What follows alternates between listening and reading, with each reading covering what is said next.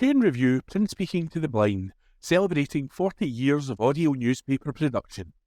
Welcome to this week's edition of the Kirkintilloch Herald podcast, recorded at the Bishopbriggs Media Centre by our amazing volunteers. You can get in touch with us via Facebook, Twitter or Instagram using @Q&A Review.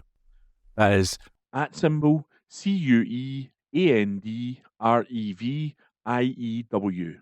You can also contact us directly by emailing information@QNreview.com. That is INFORMATION @CUEANDREVIEW.com, or by calling 0141 772 3976. That's 0141 772 3976. This week's podcast, date the 17th of July 2024, is read to you by volunteers Corey, Hunter, Ian, Philip, and Rebecca, and we all hope you enjoy the podcast. Life saved by alert nurse. This article is written by reporter Kevin McRoberts. A Bishopbriggs woman who was close to death after her type 1 diabetes went undiagnosed is using her story to raise awareness of the signs and symptoms of the condition. Amy Rose Cameron, 23, who is now a young leader for Diabetes Scotland, is also organising a fundraising sugar ball in support of the charity. Amy Rose had been struggling with her health for a couple of years before becoming seriously unwell at the age of 13. It was the instincts of a practice nurse, who recognised the signs of type 1 diabetes, that saved Amy Rose's life. She was rushed to hospital, and while initially her parents were told she wouldn't make it, thankfully she pulled through. Now she's turning her story of diagnosis of type 1 diabetes in DKA, diabetic ketoacidosis, survival and resilience, into a powerful reminder of the importance of being aware of the signs and symptoms of diabetes and the critical need for early diagnosis of the condition. When Amy Rose was just 13, she became extremely ill. A practice nurse at her GP practice intervened, suspecting something was seriously wrong, and urgent blood tests confirmed she was in diabetic ketoacidosis, DKA. The diagnosis was shocking. I was rushed to hospital, said Amy Rose. The situation was extremely serious. My parents were told to say goodbye. I remember the trauma of multiple attempts to insert a cannula. Miraculously, I pulled through and made a full recovery without any lasting complications. Hear Amy Rose's full story later on in the podcast.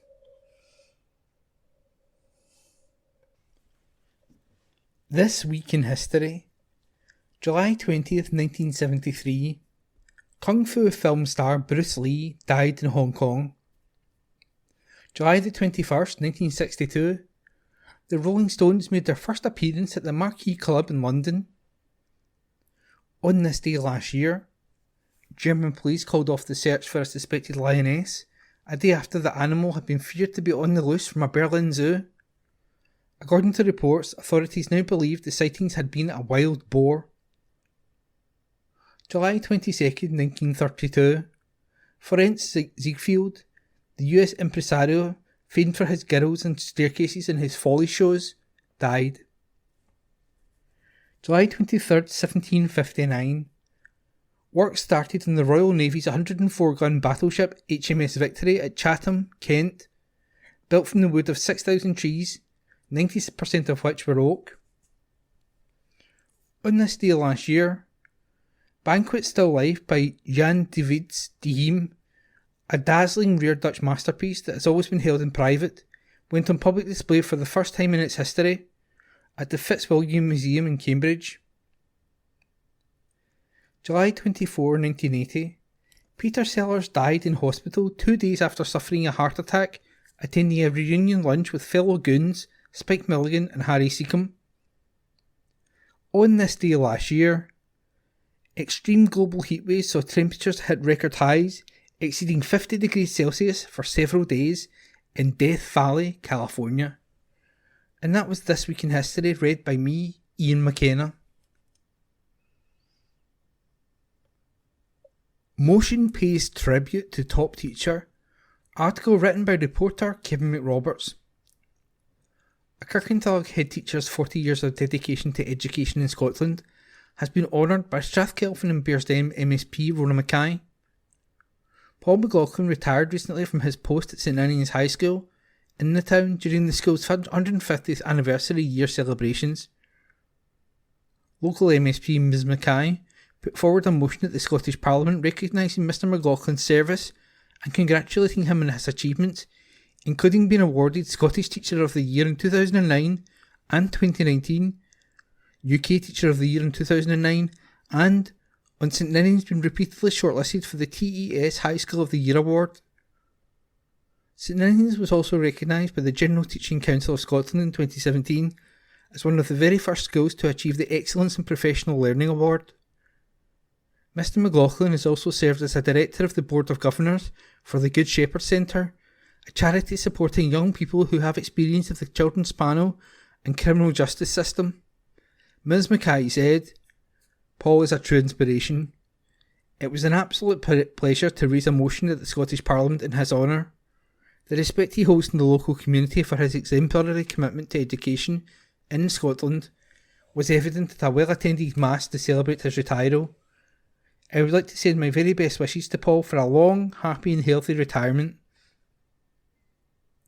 St Ninians High School X page posted, "It was with great sadness, heartfelt thanks, endless praise and best wishes for the future that we say goodbye to our long-standing head teacher, Mr Paul McLaughlin. Mr McLaughlin has inspired thousands of young people and hundreds of teachers to be the person they are today. St Ninians, founded in 1874, is one of the oldest state schools in Scotland. Celebrations have been organised to mark its special anniversary, including an exhibition at the Old Kirk Museum in Kirkintilloch, the creation of a mural, time capsules and a special gala dinner.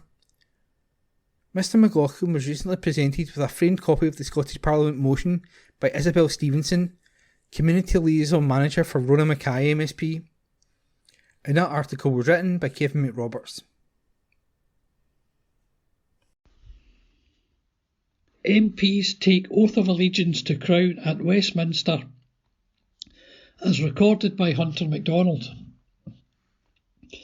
The newly elected MPs for the constituencies of Mid-Dumbartonshire and Cumbernauld and Kirkintilloch have been sworn in at Westminster.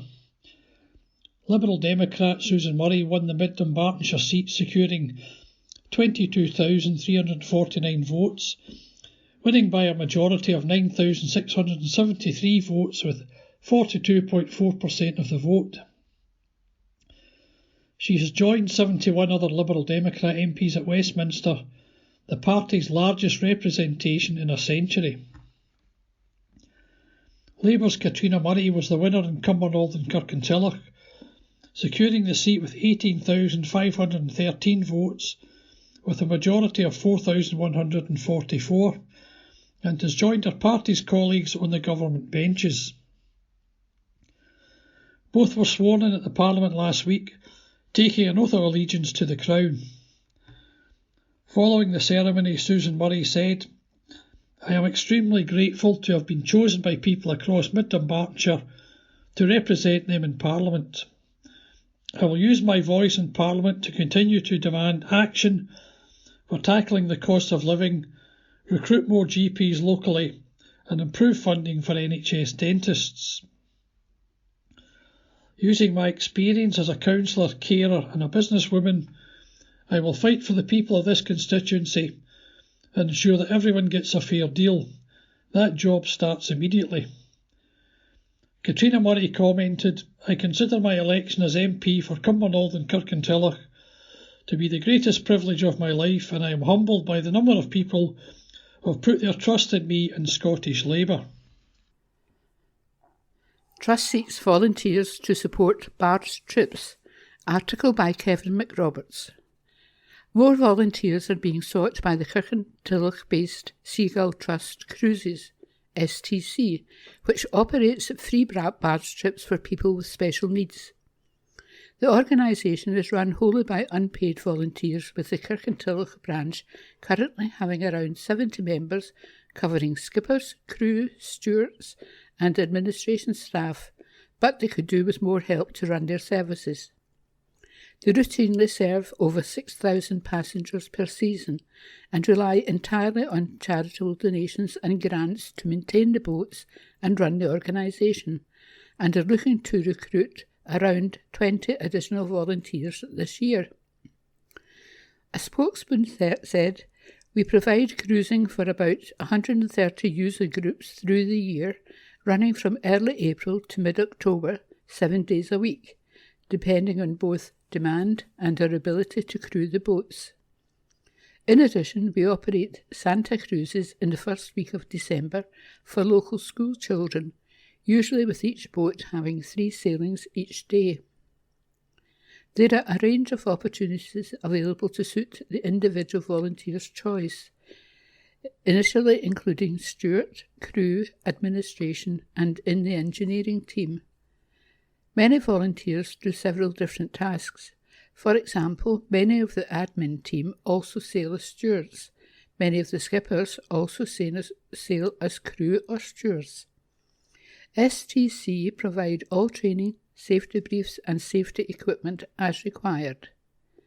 We have 18 skippers currently, all qualified, who by and large joined as crew, were given crew training and after a period of sailing with us, qualified as a skipper. We are looking for additional crew and stewards to help us crew the 3 boats through the season, and if you are also keen to help with the admin team, that would be considered. In addition, if anyone wants to help with the engineering team, that would also be welcomed. Seagull Trust Cruises, formerly Seagull Trust, was formed in 1978. The Seagull Trust was awarded the Queen's Award for Volunteer Services in 2007.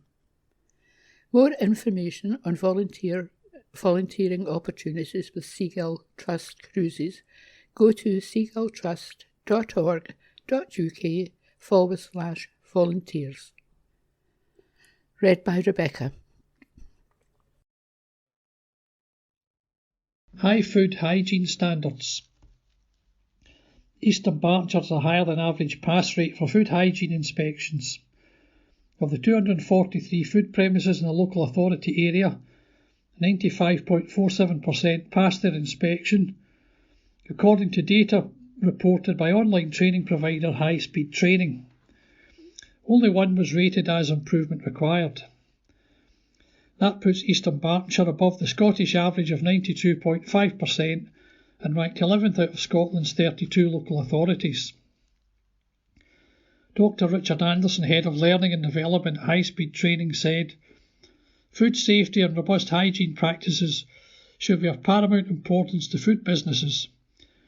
Recently we've seen many high-profile cases of food poisoning and illnesses caused by foodborne bacteria. This is why food hygiene ratings are so important. They are a direct reflection of how safely and hygienically that establishment operates. For businesses that perform well, a high rating is a real selling point. However, establishments with a low hygiene rating can be extremely off-putting for customers. On average, standards have improved this year compared to 2023.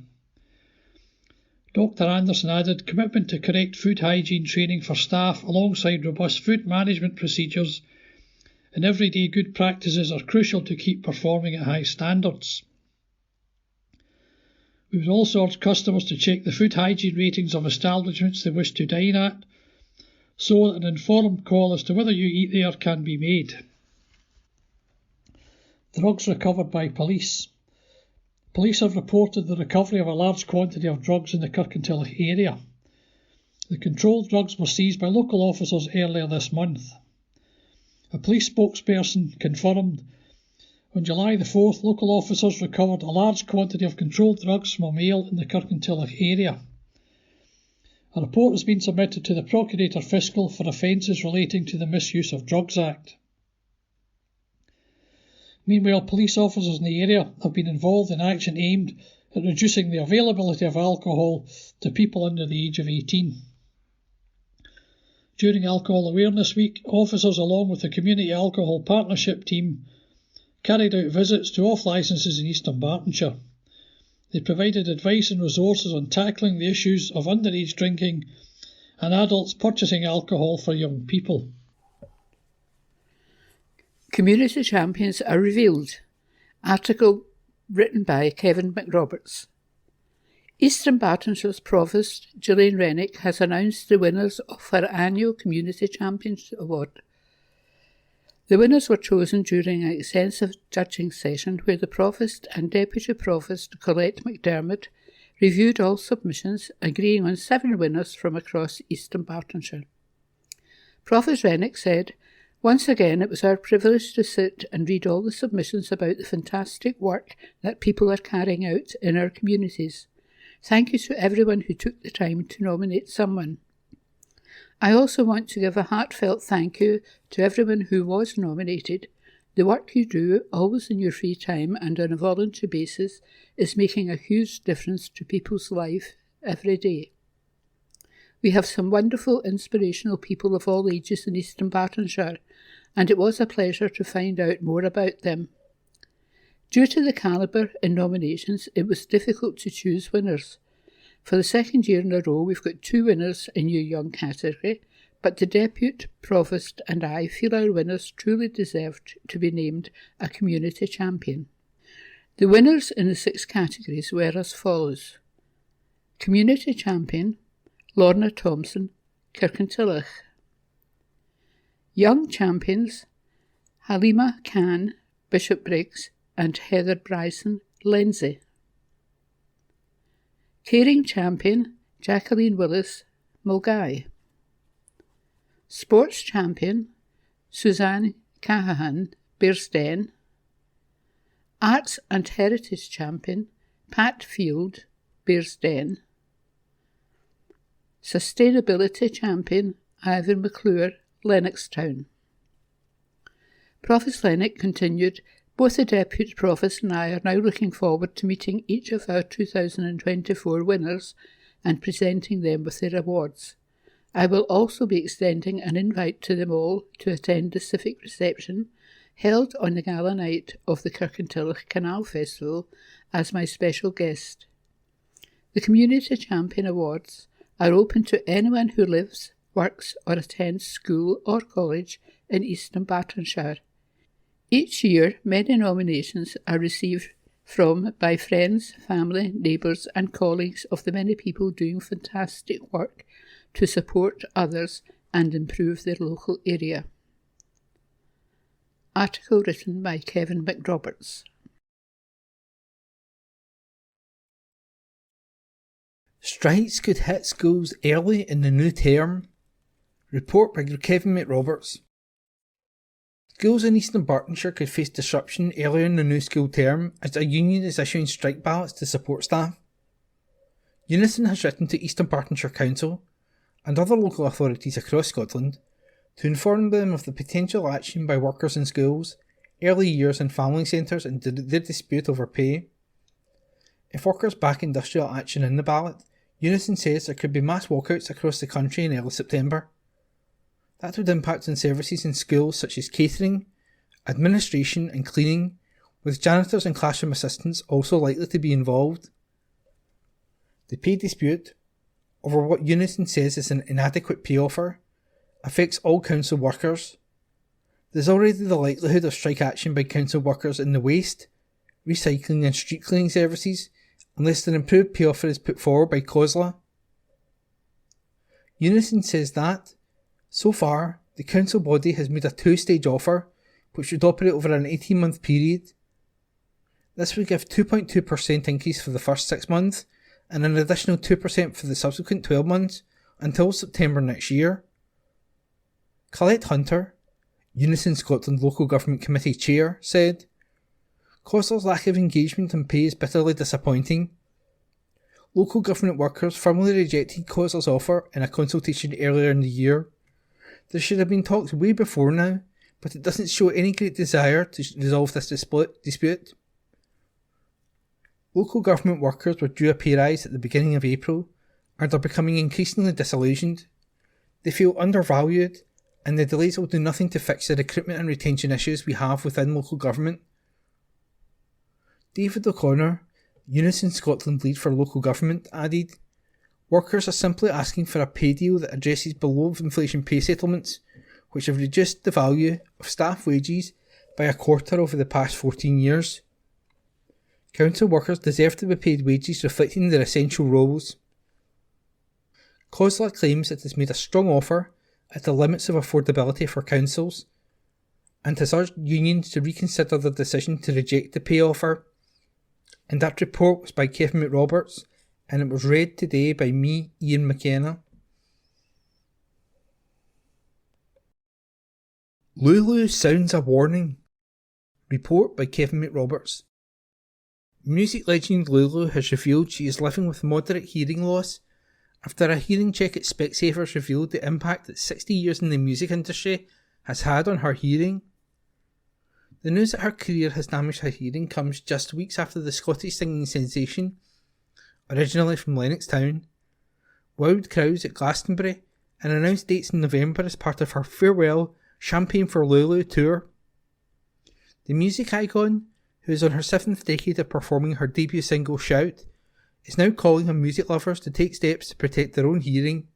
As a survey by Specsavers revealed, 23% of gig-goers in Scotland think loud music has damaged their hearing. Lulu said, "After being on stage nearly all of my life, I've always noticed ringing and muffled sounds, but never really thought much of it. Music has always been a cornerstone of everything I do, so it's incredibly important that I can still enjoy it. Wearing hearing aids will mean I can continue to hear every note. But it's more than just this. Connecting with people is a huge part of my life, and I want to be able to join the conversation and not be left out of it. The good news is, it's not too late for me to preserve the rest of my hearing. Using hearing protection is such a simple and easy thing to do when around live music, and I urge others to wear it. Music is still my life, and I plan to carry on enjoying it for many years to come."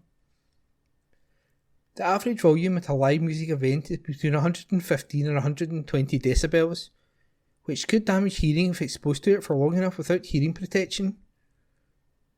Roman Babar, audiologist at Specsavers, said, "Repeated exposure to high decibel levels at gigs and festivals has the potential to lead to permanent damage, such as sound-induced hearing loss and tinnitus. In fact, hearing damage can start at around 85 decibels if you are exposed to it for 8 hours plus, such as at a festival, and each additional 3 decibels of volume cuts that exposure time in half."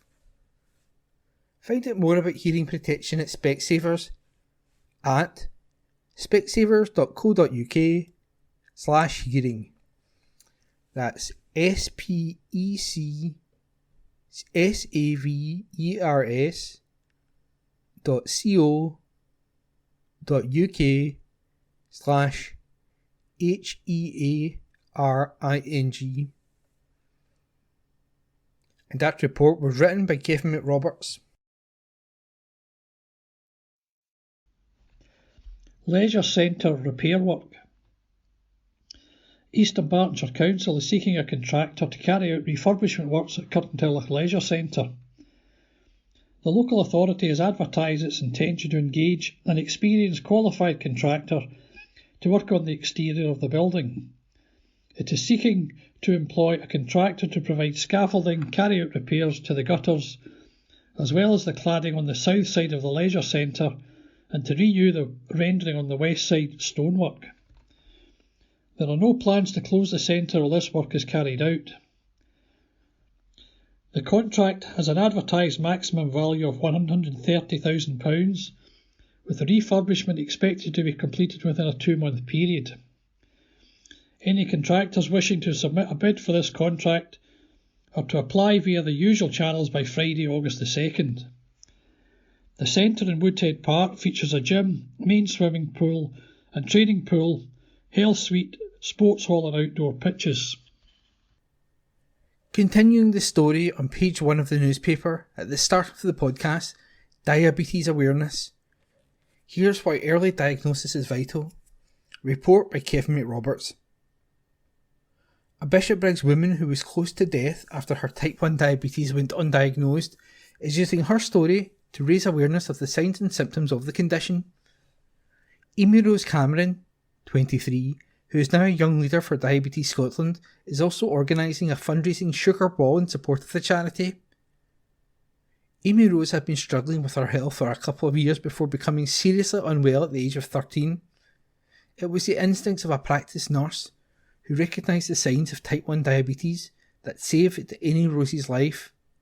She was rushed to hospital and, while initially her parents were told she wouldn't make it, thankfully she pulled through. Now she's turning her story of diagnosis of type 1 diabetes and DKA, diabetic ketoacidosis, survival and resilience, into a powerful reminder of the importance of being aware of the signs and symptoms of diabetes and the critical need for early diagnosis of the condition. Amy Rose said, "I wasn't diagnosed with type 1 diabetes until I was very unwell. At the age of around 10 or 11, I began experiencing insatiable hunger and thirst. I could never get full no matter how much I ate or drank, and I gradually lost weight. Looking back, I recognised I had the common symptoms of type 1 diabetes. However, at the time, the signs were not identified.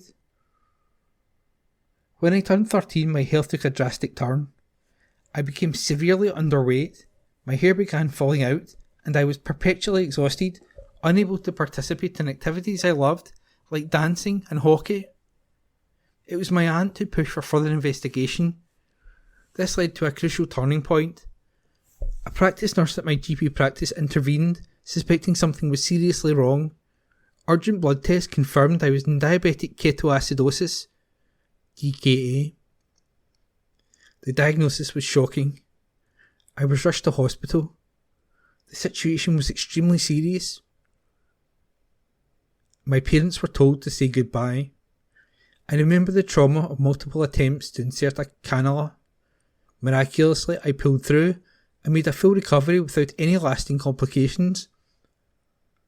This experience has fueled Amy Rose's mission to do what she can to educate others about type 1 diabetes. She continued, "My practice nurse's understanding of the signs and symptoms of type 1 diabetes and to the instincts proved life-saving. I want more people to understand that diabetes is serious and that it is a condition that requires attention 24 hours a day, 365 days a year, and can affect you emotionally as well as physically.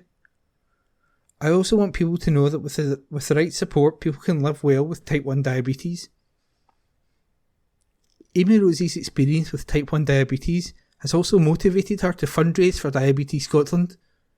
Amy Rose explained, "It wasn't until my mum sent me and Diabetes Scotland run away week for children and young people with type 1 diabetes that I realised for the first time I wasn't the only person with the condition. At lunchtime the first day, I remember all these blue and pink and red insulin pens coming out and thinking, oh, it's not just me. Speaking to other people my age made me feel understood and part of something. I've witnessed firsthand how Diabetes Scotland's work improves the lives of people living with type 1 diabetes. Now I want to raise money to give back to the charity. So, I'm hosting a charity ball later this year, the Sugar Ball, to increase the awareness of diabetes and fundraise for Diabetes Scotland. On top of a lovely dinner and some fantastic entertainment, a key part of the night is to raise awareness about what it's like living with type 1 diabetes. I'm going to share my story and I'm hoping to have a clinician along to chat about diabetes. Raffles and activities to raise money have been designed to highlight aspects of living with the condition. I'd like most of the money to go into the direct support for young people that Diabetes Scotland provides, because I know how it helps. I also want some of the money to go into the children's only services that operate more widely across the UK. Then, depending on how much money I make, I'd like a little bit to go into research." John Kinnear, National Director Diabetes Scotland, said, "Amy Rose's story served as a powerful reminder of the importance of being aware of the signs and symptoms of diabetes and the early diagnosis of type 1 diabetes." He added, "Diabetes Scotland's work is much needed and wouldn't be possible without the dedication and generosity of our incredible fundraisers. We are extremely grateful to Amy Rose for taking on the challenge of organising a ball to raise the awareness of type 1 diabetes. This is no mean feat. Demand for our services is increasing all the time. Funds raised go towards Diabetes Scotland care and support services, advice and guidance, and pioneering research that help change the lives of those living with diabetes. Amy Rose's Sugar Ball takes place on Friday, October 11th, with more details available on her Instagram @thesugarball. Tickets can be purchased at www.surveymonkey.com. Amy Rose also has a GoFundMe page for donations to Diabetes Scotland at www.gofundme.com/f/the-sugar-ball. Signs and symptoms. If type 1 diabetes is left undiagnosed, it can make you really ill really quickly. It can lead to a condition called diabetic ketoacidosis, DKA, which you can die from. The most common signs and symptoms of type 1 diabetes include the 4 T's: toilet, going for a wee a lot, especially at night; thirsty, being really thirsty; tired, feeling more tired than usual; and thinner, losing weight without trying. The 4 T's are the most common symptoms of type 1 diabetes, but there are other signs too. They could include genital itching or thrush, cuts and wounds that take longer to heal, and blurry eyesight. The most common symptoms of type 2 diabetes are the same as type 1, but the symptoms might not be as obvious. Find out more at www.diabetes.org.uk. That's www.diabetes.org.uk. And that report was by Kevin McRoberts. New view of the Cold War. Pivotal role on war's front line. Report by Julie Curry. A new exhibition at the National Museum of Scotland explores Scotland's critical position in the front line of the Cold War. Cold War Scotland, which opened on Saturday and runs until January 26 next year, features dozens of objects on display for the first time, including secret intelligence training documents and a map of central Scotland marked to highlight targets under threat of nuclear attack. Scotland's unique geography provided a useful base for NATO military preparations and research during the Cold War, a 40-year nuclear standoff between the USA and the Soviet Union following the end of the Second World War. The exhibition tells the stories of the Scots at the centre of this global conflict. For the first time, visitors will see a map of Scotland hand-painted to highlight areas expected to be affected in the event of a nuclear attack, particularly major cities, military bases and dockyards. Created in the 1980s, it is colour-coded to indicate the explosion and scale of the impact. Atomic power brought jobs and investment to some of the country's most remote areas, but as global tensions mounted, this threat of attack or nuclear disaster became part of everyday life. Cold War Scotland explores both the visible and invisible legacies of the war. The impact of the war still lingers in Scottish politics, culture and memory.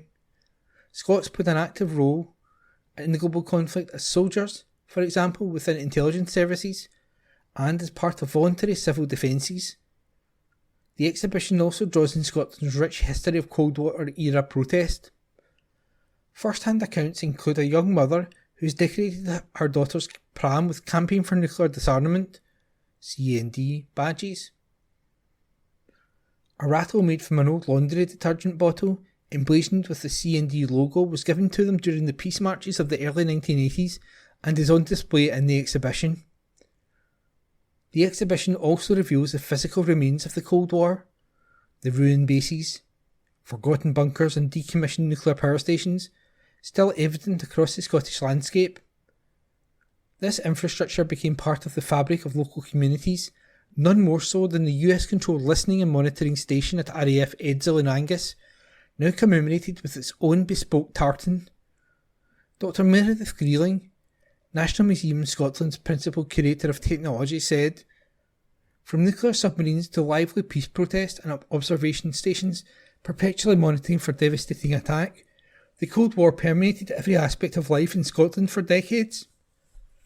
This conflict is so often remembered on a global scale, but this thought-provoking exhibition offers a Scottish perspective, allowing Scots from all walks of life to tell their remarkable stories for the first time.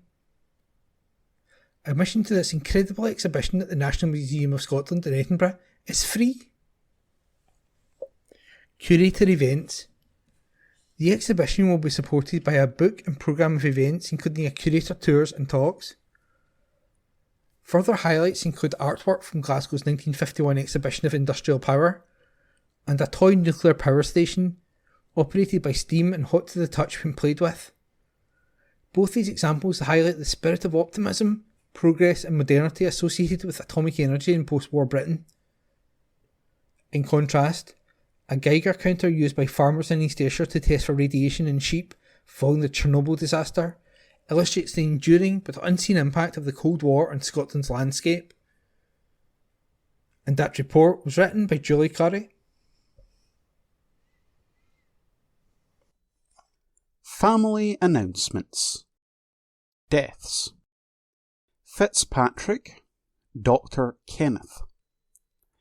Peacefully after a short illness at Glasgow Royal Infirmary on Friday, July 5th, 2024. Kenneth, beloved husband of Dina, loving father to Paul, Andrew, Alan, and the late Ewan, and devoted granddad to all his grandchildren. Fortified by the rites of the Holy Catholic Church, RIP. Reception and visual to take place on Sunday, July 21st, 2024, at St Paul's RC Church, Milton of Campsie, at 4:30 p.m. Funeral Mass will take place on Monday, July 22nd, 2024, at 10 a.m, and thereafter to High Park Cemetery, Lennoxtown, at 11:15 a.m. Family flowers only, please. There will be a retiro collection in favour of Mary's Meals. Fulton. Dawn. Peacefully on Tuesday, July 2nd, 2024, at Glasgow Royal Infirmary following a short illness. Don was a much-loved father, dad, grandpa and brother. His funeral service will take place on Friday, July 19th, 2024 at Daldowie Crematorium, Broom House at 3:45 p.m. No flowers please, but donations will be gratefully received after the service in aid of Clydebank Asbestos Group. Miller, Christina, Chrissy. Peacefully on July 3rd, 2024 at Lilyburn Care Home. Beloved wife of the late Henry, Harry, mum of Malcolm, Christine, William, Henry and Kenneth. Mum-in-law of Maria, John, Gillian, Karen and Joe. Loving gran of Tina, Craig, Cian, Zand, Harry, Aaron and Ewan. Great-gran of Catherine, Kerr and sister of Betty. Funeral service will take place on Friday, July 26th, 2024 at St Mary's Parish Church, Kirkintilloch for 12:45 p.m. Thereafter to Daldowie Crematorium for 2 p.m. Family flowers only please, donations if desired to the British Heart Foundation. Rain, Mary. Peacefully at Jordan Hill House, Care Home, Anniesland, Glasgow, on Tuesday, July 9th, 2024. Moira, beloved wife of the late Colin, and much-loved aunt to Craig and Gemma. Funeral service to take place on Monday, July 22nd, 2024, at Daldowie Crematorium, Broom House, at 10:30 a.m. Family flowers only, please. Butterflies are counting on you to protect them. Report by Julie Curry. Butterfly Conservation is calling on people across Scotland to take part in this year's Big Butterfly Count. Launched on Friday, July the 12th and running until August the 4th, the count helps scientists understand how climate change is moving butterflies. After analysing 50 years of data, researchers have discovered a clear northward spread for many species, including common garden favourites the peacock, comma, and holly blue, the result of climate change, creating warmer habitats for them to survive in. Species such as the Scotch argus in Scotland are also retreating northwards to stay in the cooler climes this butterfly prefers. Butterflies are indicators of the health of our natural environment, and, with half of Britain's butterfly species already threatened or near threatened with extinction, it's never been more important to understand how they are responding to the changing climate and to take action to protect them. Readers are being asked to spend 15 minutes in any sunny spot and record the number and type of butterflies they see this summer. Dr. Zoe Randall, Butterfly Conservation Senior Surveys Officer, said, 30 years ago you wouldn't have seen a holly blue in Scotland. Now it has expanded across the UK by 34%, increasingly spreading northward. The red admiral, which was once a migratory species most commonly seen in southern England in the summer and then leaving for Europe in the winter, is now living in the UK all year round, resulting in a threefold increase in their numbers. We're also seeing other species which have previously suffered severe declines, such as the comma, recovering with a huge increase of 94% in where it is found.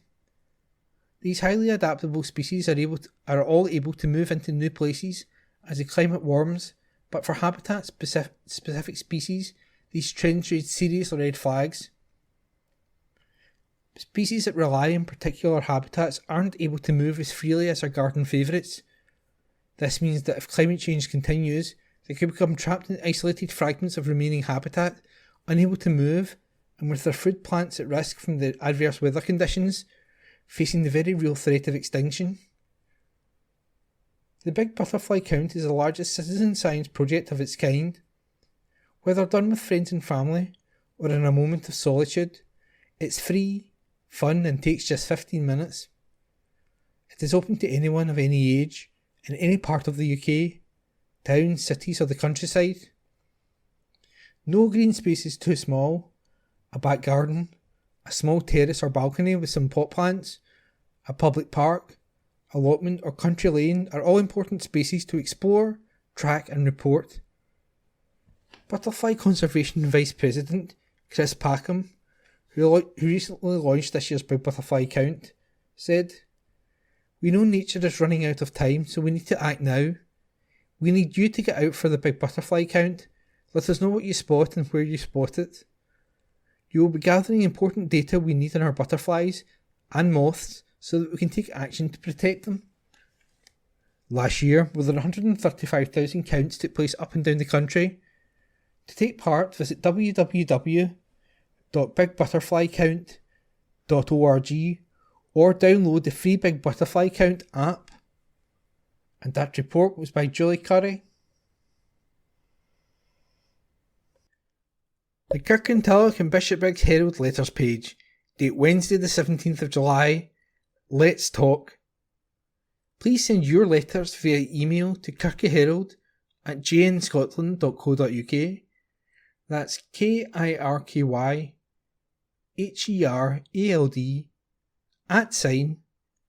@JNSCOTLAND.co.uk and write letters in the subject field. Please keep letters to a maximum of 300 words. Letters cannot be published without a name and postal address. Also include a daytime phone number if possible. We reserve the right to edit any letter. New definition of insanity. Sir, John Swinney stated he'd govern for all of Scotland, and then commented that independence will be front and centre of his objective. This policy is working really well, having lost 39 seats in the election. It would appear that the SNP are the new definition of insanity. Yours, etc., Jeff Lewis, by email. Charity should begin at home. Sir, as expected, Rachel Reeves blames the previous administration for the current financial position of the UK, with little or no money to spend. Having said that, one of the first priority financial decisions was, via David Lammy, Foreign Secretary, to donate £500,000 to aid those affected by Hurricane Beryl. What is the rationale? One wonders why our money was not spent in areas of Scotland where the Scottish Multiple Index of Deprivation makes uncomfortable reading, to say the least. I am not aware of that being in Labour's pitch to be elected. Yours, etc., R. Hunter, by email. Follow the French, sir. The elections in France taught us that a coalition of parties can win. Being afraid of Marine Le Pen winning, many left-wing candidates withdrew from the second round of voting, concentrating left-wing votes, and defeating the National Rally, RN, candidate. If the Unionist candidates used similar tactics at the 2026 Holyrood election, Scotland could rid itself of the SNP for a generation. Despite the clear as a bell page 1 line 1 SNP manifesto stating the general election was about independence, 63% of voters rejected the SNP and its candidates. If anti-nationalism candidates united in this way, Holyrood could return to being a parliament run by grown-ups serving all the people of Scotland, and the Saltire could reclaim its rightful place as a Scottish flag, not an SNP one.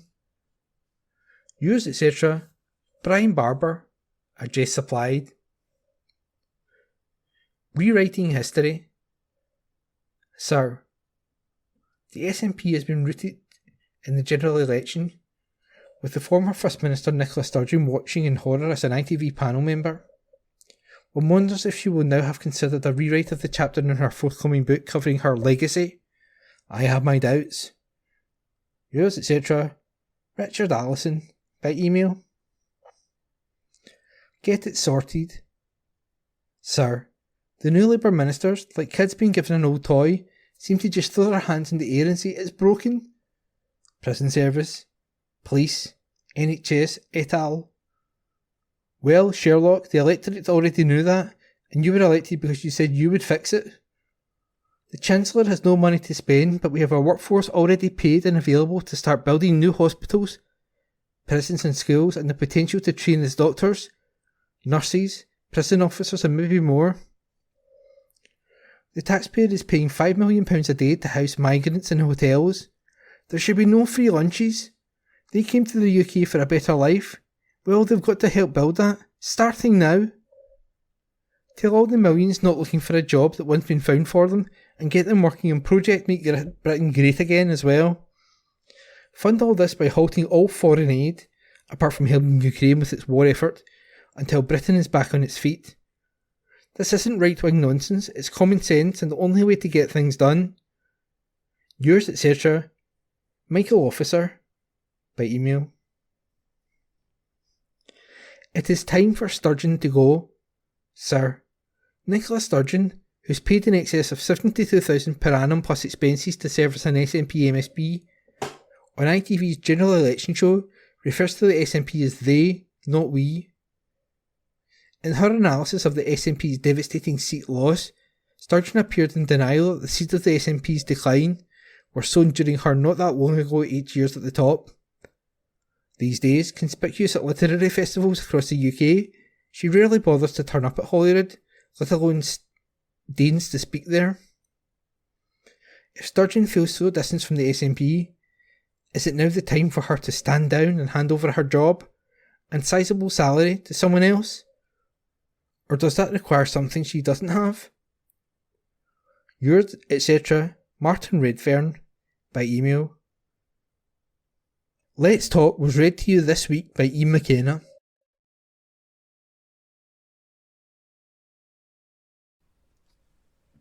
Say the album you want to win. Report by Julie Curry. Scotland's National Music Prize, the Scottish Album of the Year, SAY, award, has launched for 2024.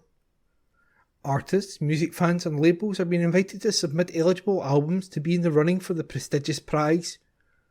The SAY Award will celebrate the cultural impact and contribution of outstanding Scottish albums, with the winning record awarded a £20,000 prize and the coveted title of Scottish Album of the Year.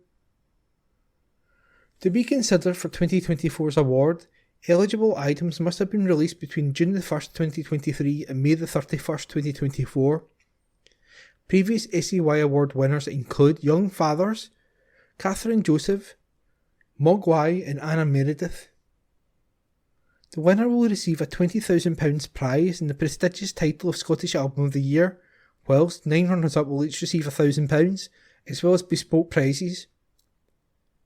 Accompanying the main Album of the Year prize, the Modern Scottish Classic Award will recognise an iconic album that still inspires Scottish musicians today, and the Sound of Young Scotland Award, supported by Help Musicians, the Scottish Government's youth musical initiative through Creative Scotland and Youth Music, will recognise a young and emerging artist, providing them with a funding package to support the creation of their debut album.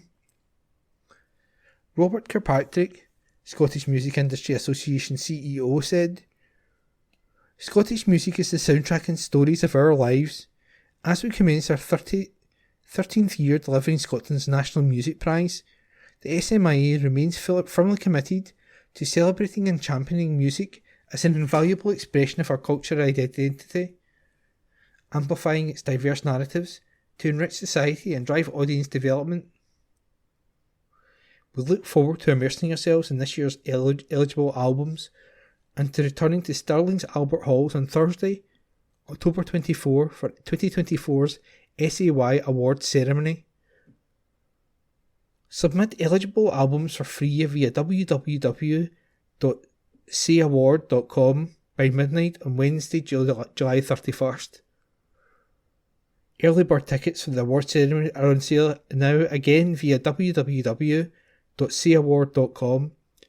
That's www.sayaward.com.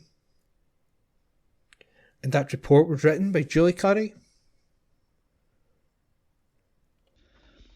Join the National Youth Pipe Band.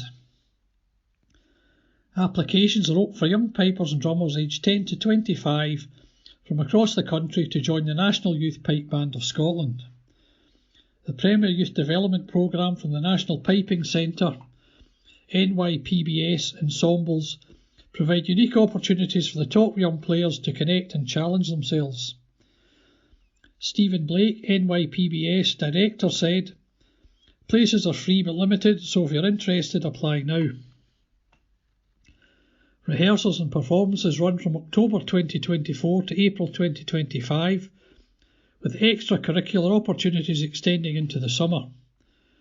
After the initial application forums, eligible applicants will be invited to audition workshops in September, to work on concert repertoire together, and individual conversations with a panel.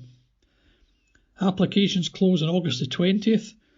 To learn more and apply, visit www.nypbs.co.uk/applications. Good day to you. It's Philip here from Q and Review to read the church news under the district news section of the Kirkintilloch Herald. And there's not a lot happening in the churches throughout the summer. The churches are still open every Sunday and whatever other meetings that they have. But as far as church news is concerned, there's not a huge here, and there's quite a few churches not even have any information in the paper. But I shall read what is there. And first we go to Kirkintilloch Church of God at Regent Hall, Regent Street. The next family praise service is on Sunday, August the 4th at 4 p.m. This will feature our praise band, video presentations and guest speaker Rob Hawthorne. Refreshments will be served after the service. A warm welcome to everyone who is able to join us. Our coffee corner is now closed for the summer and will recommence on the 21st of August. For up-to-date and further information on our services, visit our website www.regenthall.org. Jesus said, "The Son of Man must be lifted up, that anyone or everyone who believes may have life in him." You find that in John chapter 3. Now to Bishopbriggs, to St James Church, Hilton Road, Bishopbriggs. The minister there is Paul Watson. There is a communion service at 11 a.m. on Thursday in the chapel, and on Sunday, July the 21st, in the chapel at 9 a.m. and at 10:30 a.m. in the church. Everyone is welcome to come along to any of the services. Do stay in, or stay on, I should say, for a fellowship over tea or coffee afterwards. There are also other groups, virtual services and groups for up-to-date and further information. Refer to our social media. Facebook is St James the Less Bishopbriggs, and on the website is www.stjamesbishopbriggs.org.uk. And now to Lenzie.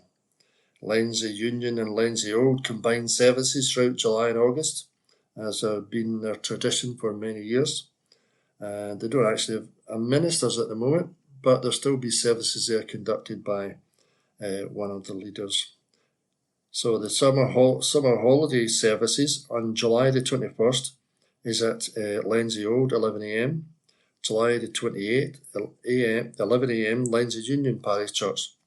And then August the 4th, 11 a.m. Lenzie Union. August the 11th, Lenzie Union. Cluster service, that's a service when various churches in their particular group get together. And so they invite our friends from Lenzie Old, St Mary's and St David's Memorial Parish Church. All are welcome. So there you go, different churches coming together to have a combined service. Then back to Bishopbriggs. Kenmure Parish Church. Anyone visiting this area during the holiday period are very welcome to attend our Sunday morning service. It begins at 11 a.m. You can attend either in person or online on our YouTube channel. The services on YouTube can be watched live as it happens or streamed, or later at a time that suits you. You can find our channel by simply searching for Kenmure Bishopbriggs on YouTube. There will also be a period of fellowship following the service in the hall, when teas, coffee, juice, etc. will be served. Most up-to-date details of all our groups that are currently running may be found on the What's On section of our website, kenmure-church.co.uk. To find us on Facebook, just search for Kenmure Parish Church. If you'd like to join our WhatsApp group or receive the Bible studies from ABC, then email us at kenmurechurch@icloud.com. Now to Springfield Cambridge Church.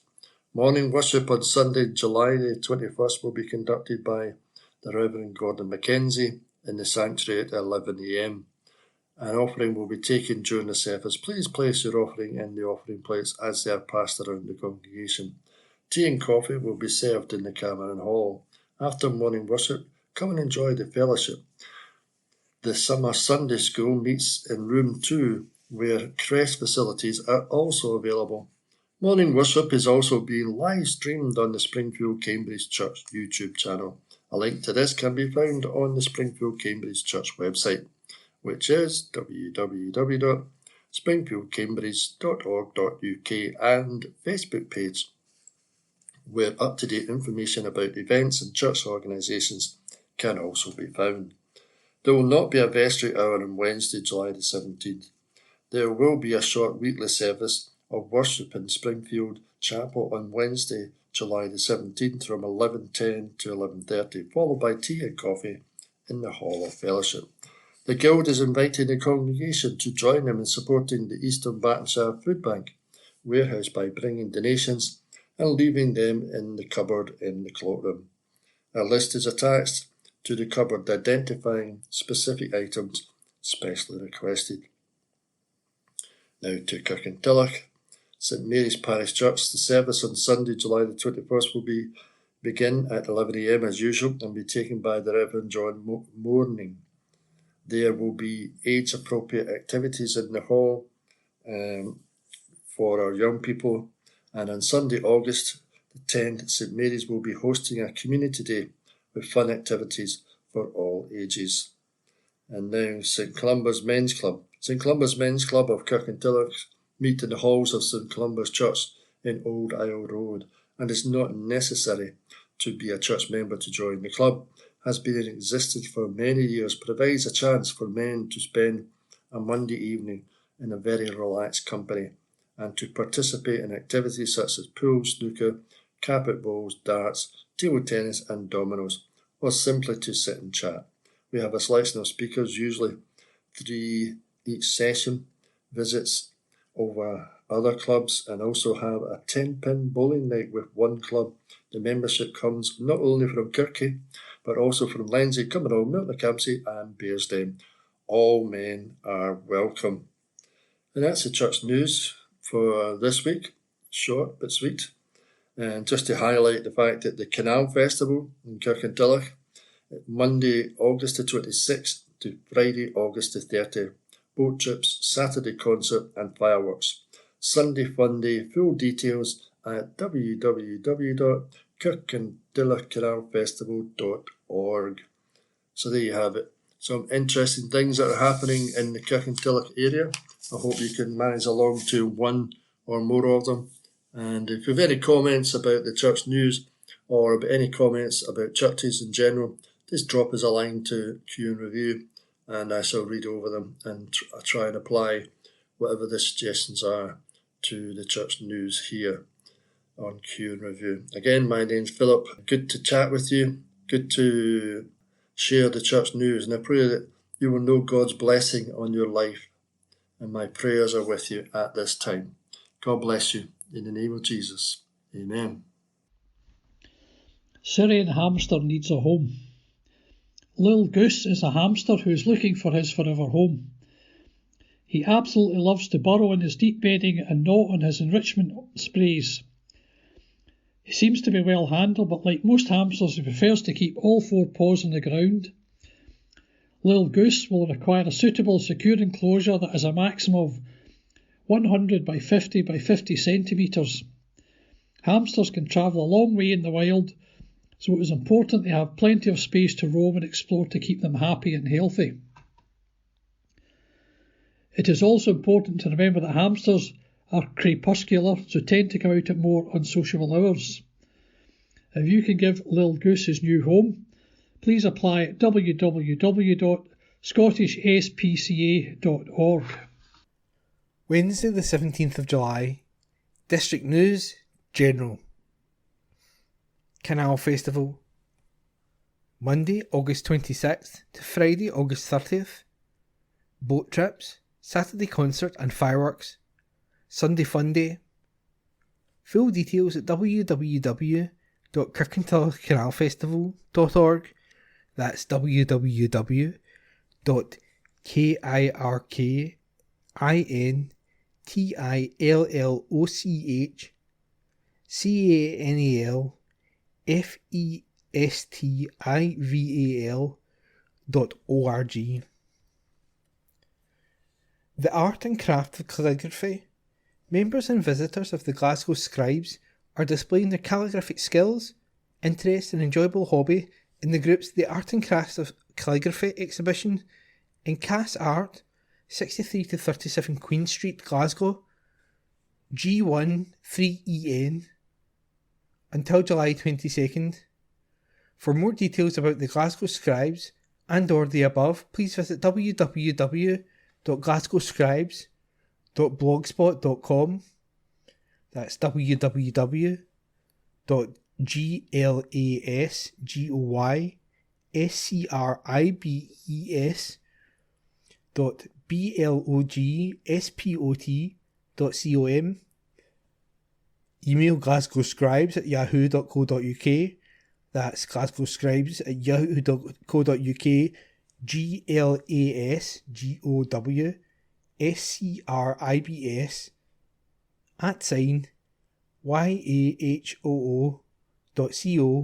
@yahoo.co.uk or text/call 07895 935 106. Art exhibition This Is Me. Polish artist Kalina Slosowska's latest exhibition, This Is Me, inspired by Scotland's beauty, can be seen at Sky Park until August the 30th. Kalina said, This Is Me is about enjoying nature's beautiful colours and tiny details that spark instant happiness. As a keen hill walker and traveller, I find my inspiration in new spring growth, sweeping mountainous landscapes or stormy seascapes in Scotland. I hope that the exhibition will encourage people to find their own moments of happiness in the outdoors too. Free admission. The Muppet Christmas Carol in concert.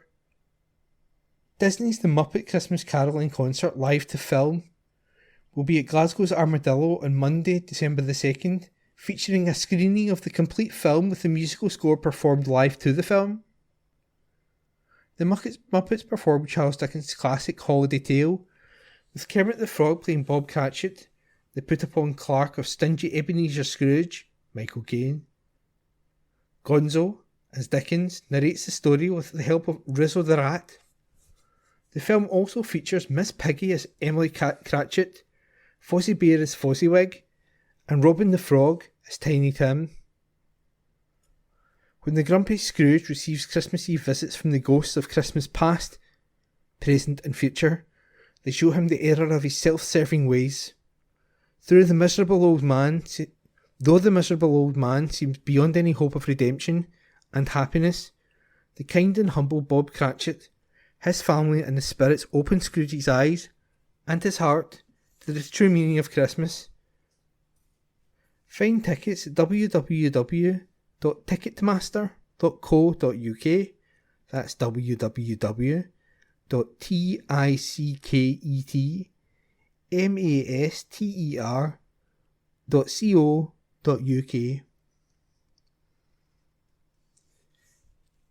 Music.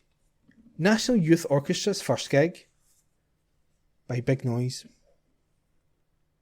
The first performance from Scotland's new National Youth Orchestra took place on Thursday, July 11th, in a major milestone for anti-poverty charity Systema Scotland.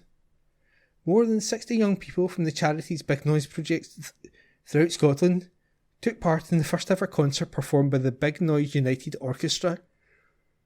It brings together young people aged 12 and above from 4 Big Noise projects in Scotland in a fully inclusive, non-additions orchestra that is free to take part for all participants. Through an annual programme of rehearsals, trips and events, members will have the opportunity to showcase their talent at a national level while building confidence, ambition and maturity. The concert at the High School of Dundee saw young people play an exciting and wide range of music, including Nikolai Rimsky-Korsakov's Dance of the Tumblers, an arrangement of the Scottish pipe band staple Highland Cathedral, and a rendition of Bill Haley and the Comets' rock and roll classic Rock Around the Clock. It marks a major milestone in Big Noise's 16-year journey in Scotland, since forming in Raploch in 2008 with just 6 musicians supporting 35 children. Big Noise is a high-quality music education and social change programme. It sees young children and people learn music after school, creating a community symphony orchestra which helps them gain vital life skills such as confidence, resilience, creativity and aspiration. There are now 6 centres supporting a combined total of 3,500 children and young people across Scotland, including Douglas in Dundee, Torry in Aberdeen and Westerhales in Edinburgh, as well as the original Raploch group, Fallon in Stirling and Govanhill in Glasgow. Big Noise is designed to strengthen the communities where it is based, develop relationships with participants and their families based on mutual respect, trust and a commitment to work together, and tackle inequalities for the long term. Through music and nurturing relationships from infancy to adulthood, Big Noise supports participants' well-being and helps them reach their full potential. For more information, go to www.makeabignoise.org.uk. That's www.makeabignoise.org.uk.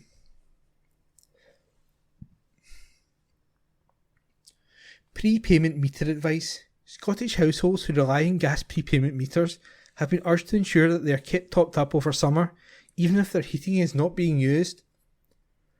Advice Direct Scotland, which runs the National Energy Advice Service energyadvice.scot, is reminding consumers that without regular top-ups, gas standing charges will build up.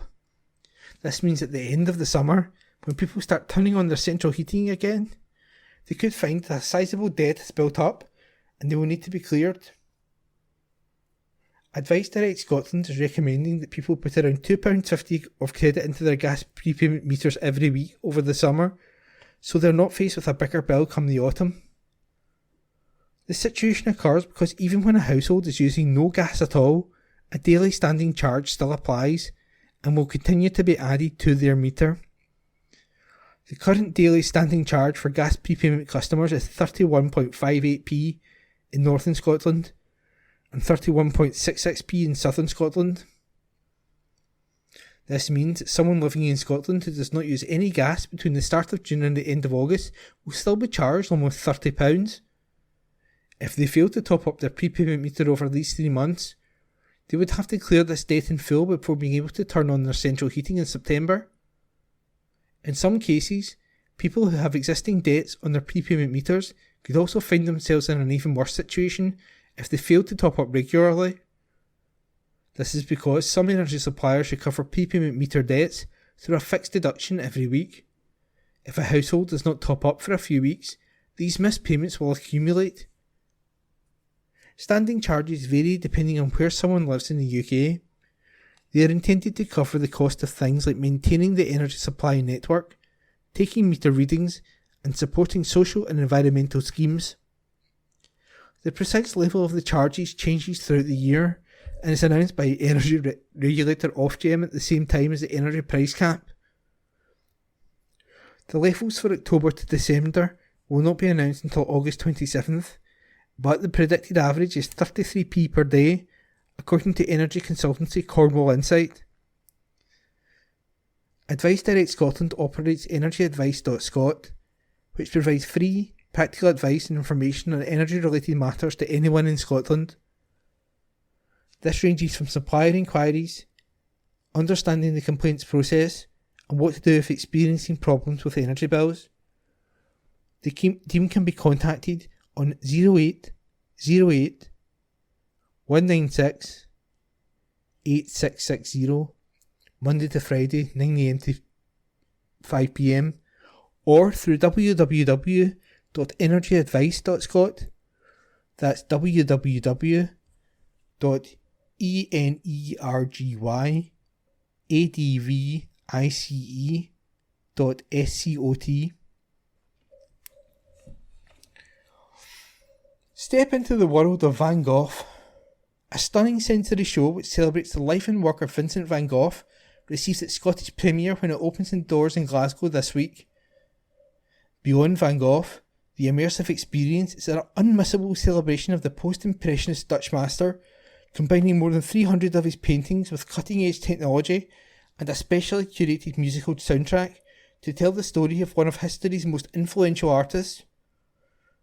Visitors are taken on a journey through the artist's world from darkness to light, enhanced by his dreams, thoughts and words, set to stirring symphonic score, and the sensational narrative experience.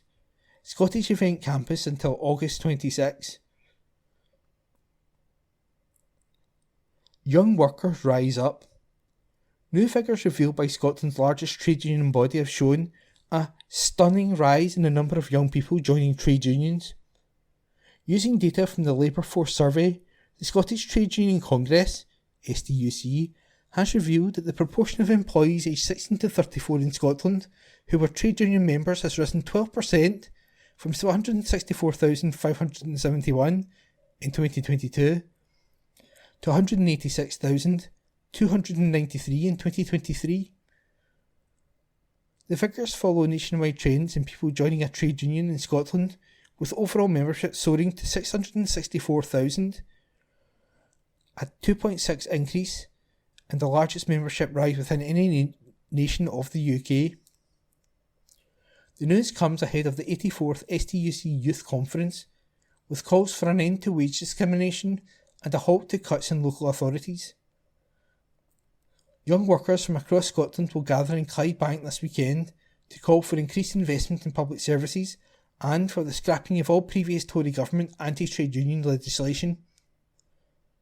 STUC General Secretary Ros Foyer stated, "The debates at our youth conference prove we're not short of challenges, but there is reason to be optimistic. Our young members, with recent data showing a stunning 12% rise in trade union membership, aren't short of ideas about how to achieve better working and living conditions for young workers in Scotland. Whether it be challenging bad hospitality bosses, coming together to create worker co-ops, or standing up for our climate and the future of our planet, young workers' courage and commitment to our cause is irrepressible. It's abundantly clear that we have seen progress in young people taking an active and leading role within our movement. But we cannot rest on our laurels, and our youth conference this weekend will make clear to those in power that Scotland's young workers are demanding better. And that was this week's District News General, as published on Wednesday the 17th of July, and read to you by me, Ian. Public notices. Planning notices. East Dunbartonshire Council public notices. Civic Government (Scotland Act 1982). Application for temporary public entertainment licence. The undernoted has applied for the grant of a temporary public entertainment licence in terms of the above Act. Name and address of applicant.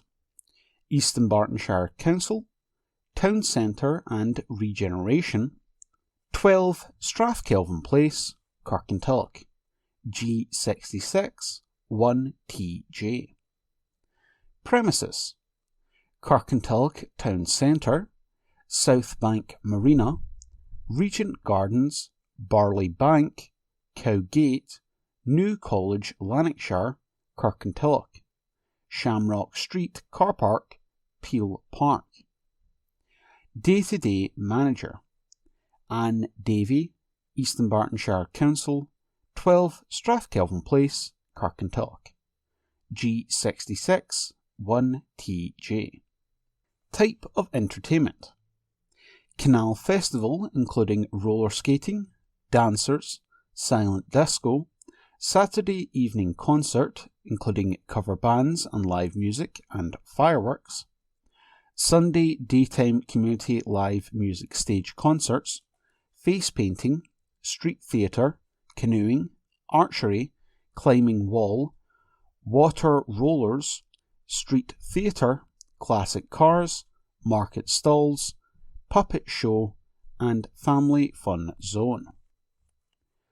Dates and times of operation: Saturday the 31st of August 2024, 3 p.m. until 10 p.m, and Sunday the 1st of September 2024, 12 noon to 5 p.m.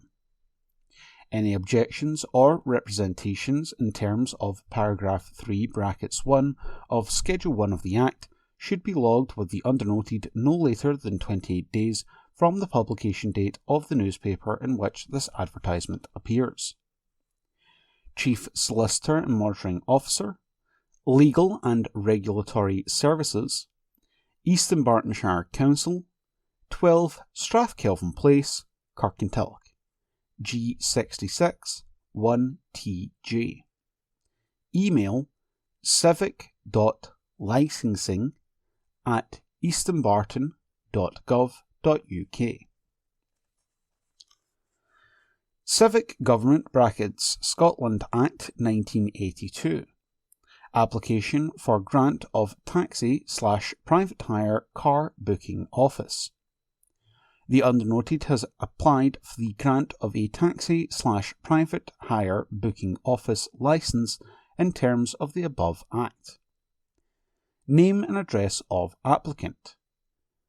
Year Settle Limited, T/A City Cars, 157 Curl Street, Glasgow, G140TT. Day-to-day Manager: Shabana Ahmed, 60 Ratho Drive, Glasgow, G68 0GG. Premises: Year Settle Limited, TA, City Cars, Office 4, Adam House, 25 Auchnairn Road, Glasgow, G64 1RX. Any objections or representations in terms of paragraph 3 brackets 1 of Schedule 1 of the Act should be logged with the undernoted no later than 28 days from the publication date of the newspaper in which this advertisement appears. Chief Solicitor and Monitoring Officer, Legal and Regulatory Services, East Bartonshire Council, 12 Strathkelvin Place, Kirkintilloch. G66 1TJ. Planning applications. Format: application number followed by address/location, followed by proposal, followed by type of advert, followed by period of reps. TP/ED/24/0328. 14 East Side Kirkintilloch, Eastern Bartonshire, G66 1PY. Replacement of roof with copper heavy 3 Spanish slate. Reg 5. Listed building consent 21 days. TP/ED/24/0338. TSB Bank plc. 4 Alexandra Street, Kirkintilloch, Eastern Bartonshire, G66 1HB.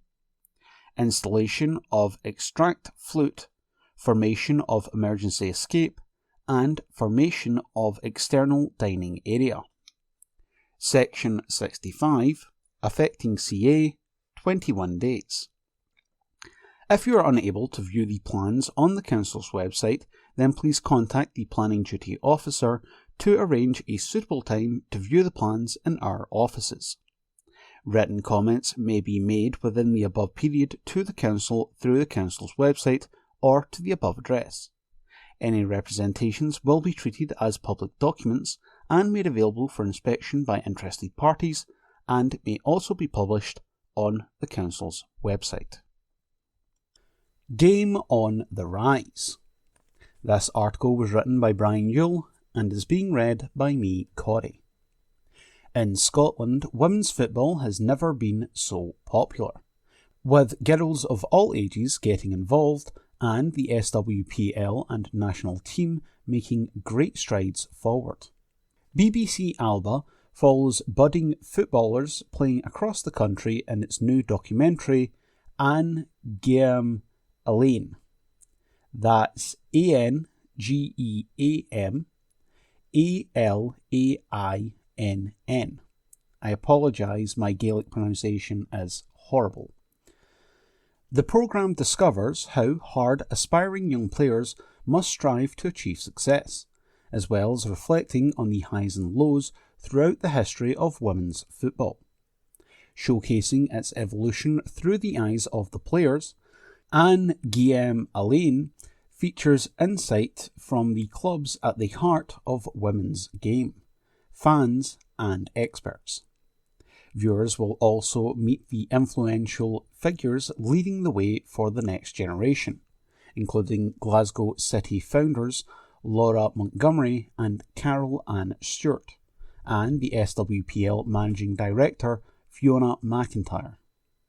Offering advice to aspiring players, former Glasgow City goalkeeper and Scotland's most capped player, Gemma Fay, said, "As I got older and I started to learn about the generations before me, they started to become my role models because actually what they fought for and what they did allowed me to stand on their shoulders. We fought for the right to be seen. We fought for the right to play. This generation is going to have to fight for more and more, for ultimately equality with the male game. It's different from the male game, and it should be celebrated for what it is. There's nothing stopping us, so I just say, keep being innovative, keep being creative, and keep believing in the good that the women's game can add to sport as a whole." Margaret Cameron, Director of Content at MG Alba, added, We're thrilled to showcase just some of the young footballers across the country, and those who have helped contribute to the transformative shift in the women's game. As barriers continue to be broken down, we hope Anne Gem Elaine will inspire tomorrow's football champions, and we look forward to the continued progress for women and girls in the sport. Anne Gem Elaine is available now on iPlayer, in Gaelic with English subtitles. Again, I would like to apologise for my pronunciation of the show title. I have not learned Gaelic and do not know how to pronounce it correctly. That article was written by Brian Newell and it was read by me, Corey. It's double Dutch as Glasgow City welcome new signings. This article is unattributed, but it's being read by me, Corey. Glasgow City is going double Dutch at the back with a number of new signings being made over the past week.